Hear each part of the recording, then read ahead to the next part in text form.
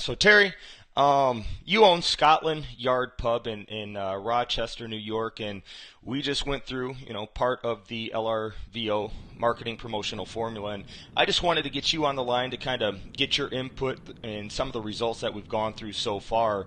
So the first question I pretty much have for you, or not question, but I just wanted to see if you could give us a 30-second overview about your bar, your restaurant, maybe how long you've been in the business, where you're located, and percentage of sales versus food, type of clientele, just so the people watching kind of get an idea of the business that you run.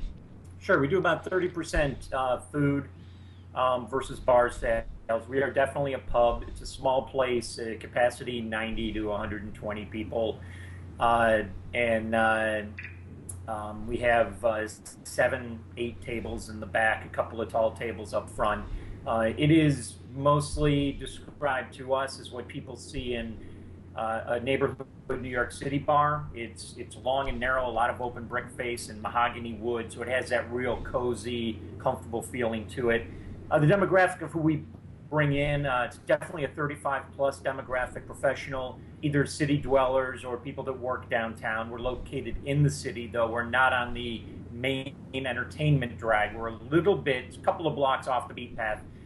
So we have to do a little bit of extra work to get people out. We're more a destination than walk by, that's for sure. I gotcha. Okay, thanks. And the first question I have for you is, before we started working together, what kind of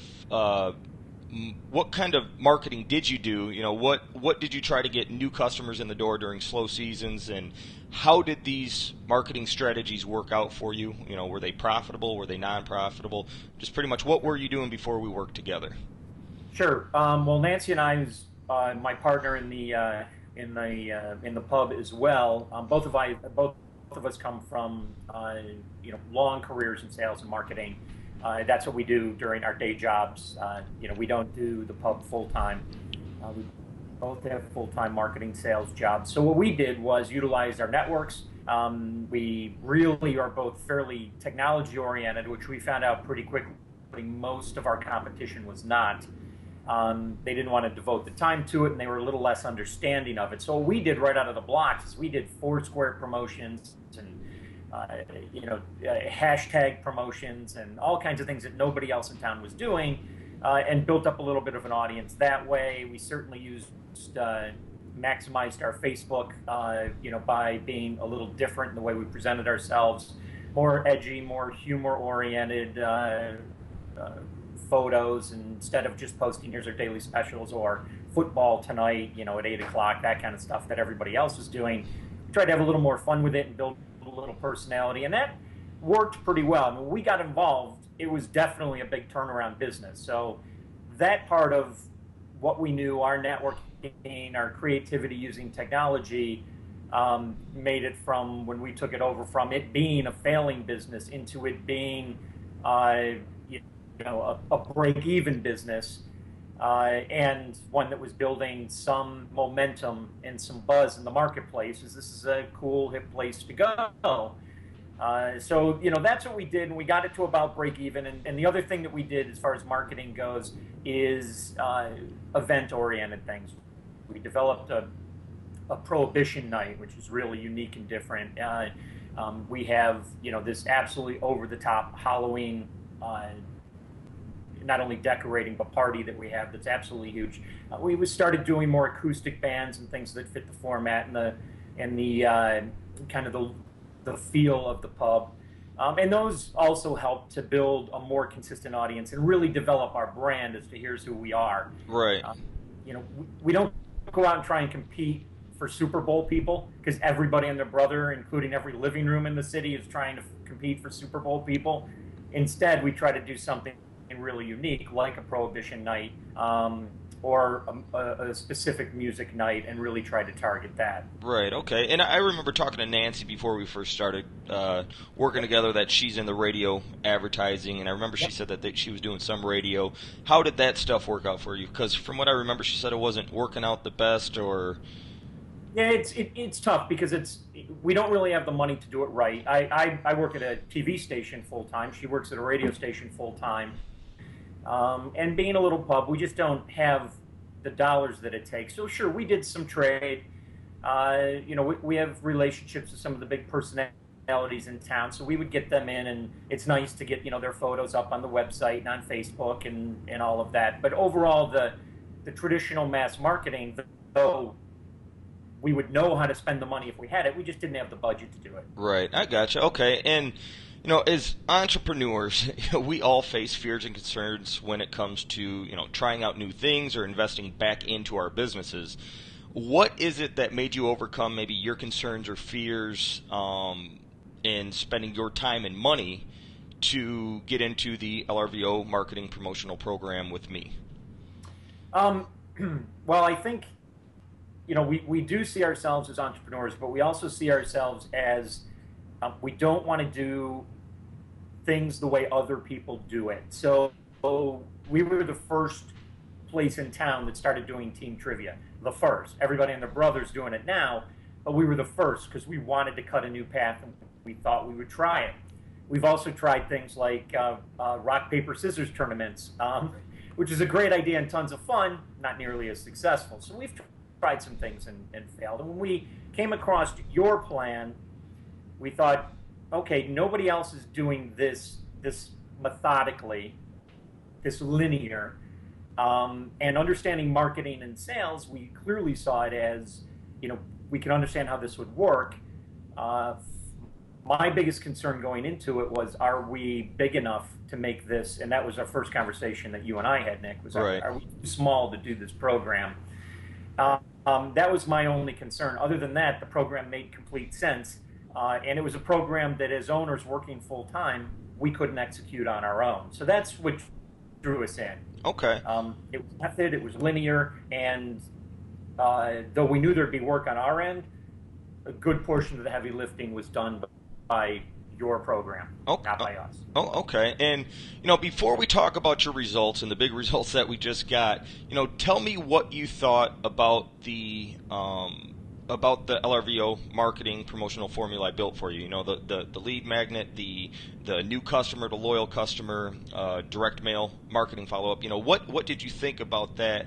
And what did you feel that the letters, the emails, the things that I created for you, do you feel that it built trust and credibility instantly with new and existing customers in your business? Yeah, I think so. I think that it was. I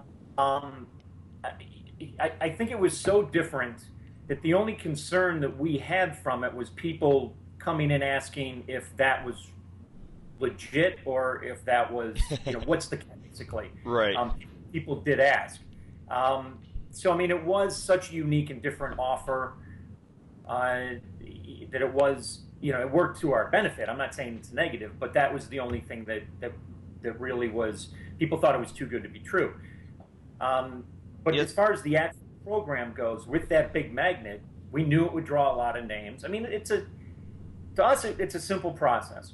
Build a database, use a database. Exactly. And that's what your program is centered around. It's that simple. And this big magnet built a database, and now you just mentioned the big success that we just had recently is now us using the database. So the emails and everything that you put out, and I know we on our end stumbled a little bit in understanding exactly what's going out and when it's going out and what the offers are and all of that, because there's a lot going on there, but it obviously had a great effect. And we built in our little world, we built between 500 and 1,000 names in a database in that month. Right. Okay. Okay. Yeah, and we always do phase one, and then we got phase two. And phase one of the program is all about building up a list of people who like you, trust you, and want to hear from you. And that's through the new customer to loyal customer funnel I built for you. And phase two, we got into running a party package giveaway promotion. And I wrote a total of 3 emails for you guys, sent them out for you. I want you to tell us the results, because just like my past clients that I got big results for, it all had to do with the party booking promotion, which brings in literally hundreds, if not thousands of people, depending on how many parties are booked. But from when I created these emails for you and sent them out for you over that 3-4 day process, can you tell us the results of how many people booked parties, average amount of people who are coming for these parties? Yeah, I can give you some some stats. Nancy's actually getting all the real specific stats in, but because of the success, we're talking about it often. I think in the first day or the first 24 hours, we had about 50 parties emailing that they were interested, and within 3 or 4 days, we were in the mid 70s of interest level, and I think we were at 50 some booked at that point, which was just huge. I mean, we certainly didn't expect that kind of turnaround. The average size, a lot of them are 8, 10 to 15 people. They're offices, they're, oh, little birthday parties or get togethers, most of them after work.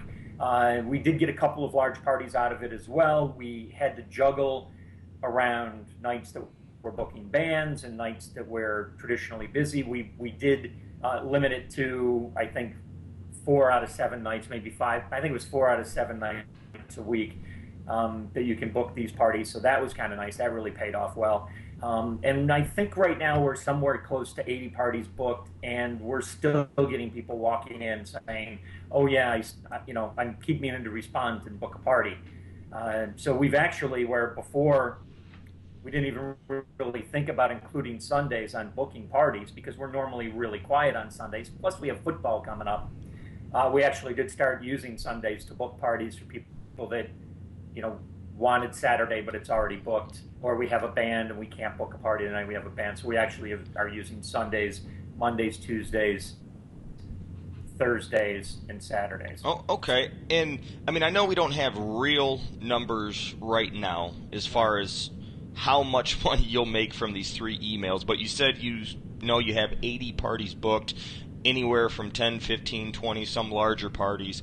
But what would you say the average check value is when, someone's coming into your business?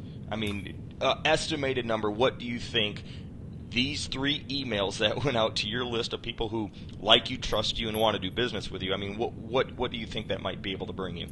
Well, I would think that we'd be looking on the low side,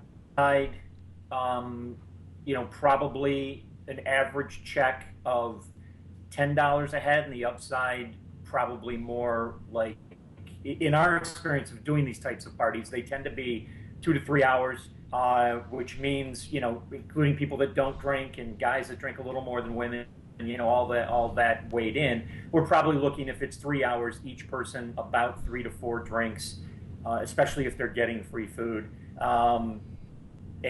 So we're looking at an average of probably about 12 to 15 a head on average, is a pure guess. Okay. They So, may be more, they may be heavier beer drinkers, or it's hard to say. right. So, I mean, if we did, let's just say 80 parties and times that by, I don't know, I'm just doing some calculations here. 80 parties times 12 people on average, 960. And if we times that by, let's just say $12 a head, Yeah, that's about $12,000 possibly, yeah. if my numbers are right here. But I just wanted to kind of show the results from that, kind of like what we've done for past parties when I've done the video testimonials or gotten testimonials from my clients. And I'm in the process of actually creating a online video program.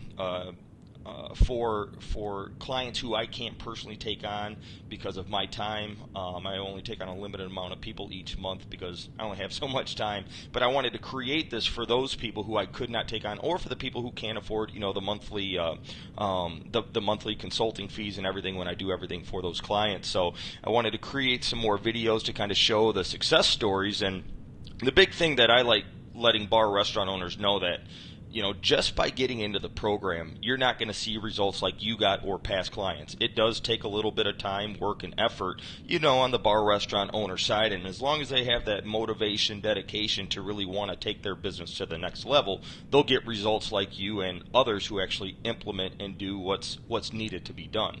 The last question I have for you is, with the amount of work that you guys did have to put in, would you say it was overwhelming, or would you say it was minimal compared to everything else that we did for you, compared to if you were to do it on your own? Um, well, there's a couple of questions in that question. I think it's somewhere between uh, overwhelming and turnkey. There's definitely effort that has to go into it. If I think if Nance and I were like a lot of other bar owners that we know, this probably would have gone nowhere fast because there is a commitment, there is follow up, there is, there's just you have to pay attention to what you're doing when you're doing something on this scale. So it wasn't overwhelming, but there were evenings where we had homework to do. Yeah. We had emails to edit and write, and we had cards that we had to create and print, and some of that stuff was our effort and our elbow grease. But if you want results, you got to put the work in. So I wouldn't say the expectation was going in or on this side of it that we paid Nick a bunch of money and he executed everything and we reaped the benefits. No, we worked together to make it happen. Exactly. We saw some successes. We struggled a little bit with our understanding and our first time through. But if you're not, if you're a barn owner and you're not willing to put in that elbow grease to make this work, then it's not a program that will work. Exactly. Well, Terry, I thank you for your time, and looking forward to kind of seeing these real numbers here in the next 3-4. You got parties booked out for 3 to 4 months? Yeah, through the end of October we're booked right now. Wow, and what is it right now? Not even August? Middle of July? Yeah, I think they actually start this week. Awesome. Well, I'm looking forward to hear, and thank you again for the video, and we'll talk to you here shortly.